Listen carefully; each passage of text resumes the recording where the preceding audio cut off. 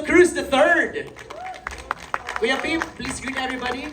Hello, good evening sa inyong lahat. I hope nakiliti ang inyong pag-iisip at damdamin sa nakita ninyong 1 hour na, kumbaga teaser, sabihin na natin. Teaser po ng Sins of the Father. Ayun po, abangan ninyo. Hahanapin ko rin yung $556 million. Thanks, Kuya Pip, portraying the role of Lolita Trinidad, the one and only Lot Lot de Leon. Diba, Lot? Yes, hi, good evening. Ayun po, hello, si Lolita. Iba ka kanina. Ay. Ano mo, mga pawalling. Iba Dahil din. po yan sa ating mga magagaling na direktor, Direk FM. Sobra po. Thank you, Tilon. Thank you. Isa sa mga kanina, hindi naman sa, I didn't recognize him, pero yung look niya was really refreshing kanina. JC De Vera. Hi, JC! Hi, thank you. Good evening everyone. Maraming salamat po sa lahat ng mga nagpunta dito and I hope everyone hindi sana kayo madala sa pag-invest. Ay, Ayun lang po. Thank you, thank you. Well, Yayaman tayo. well, you have to convince us, JC. Medyo, dahil sa nangyari niyan parang matatakot na kami mag-invest. Pero we'll discuss more of that later on. Portraying the role of Enzo Rivera, Seth Fedelin. He's back on prime time. Yun po, maraming salamat po sa pagpunta at binabati ko, nakasuporta rin dito ang mga talagang sumusuporta sa amin matagal na yun. Sana po abangan po natin to, ang Sins of the Father. Maraming salamat po. Siyempre, pag may Seth, merong Francine. Francine Diaz. Hello po, magandang gabi po sa inyong lahat. Thank you to our supporters po and to our families sa pagpunta nyo. And Kuya MJ, ready na po kami sumagot. Ready nang sumagot. Also joining us tonight, isa sa mga versatile actresses, the one and only Shaina Magdayaw. Magandang gabi po sa inyong lahat. In your blonde era. Oh yes. Para kay attorney Lea na makikilala nyo na po very soon. Maraming salamat for coming here. Balita ko lahat ng nanood ngayong gabi yayaman. Okay Oy, ba wow! Hindi, Totoo ba yun? we really work hard. Everyone is really working hard for this show po.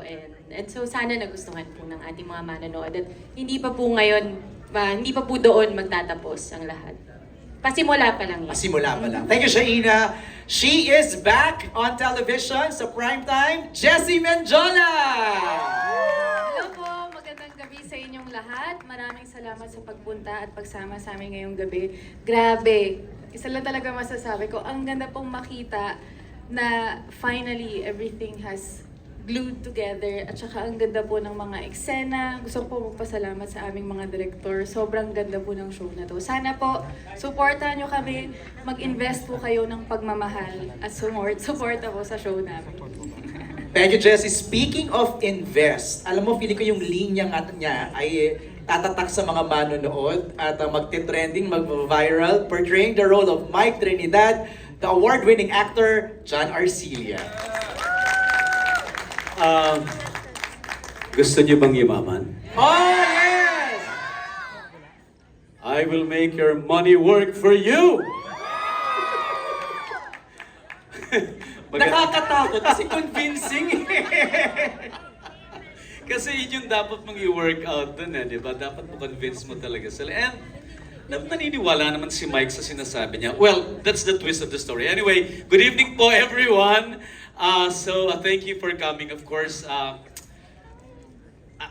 ayokong buhatin ng sarili namin yung bangko, pero I'm sure nagustuhan ninyo kasi ako talagang, ibang klase. Kahit na late ako, parang ibang klase yung kulay, ibang klase yung timpla. So, I'm sure ganun din po ang naramdaman nyo. So, keep on watching. Malapit na po sa June 23.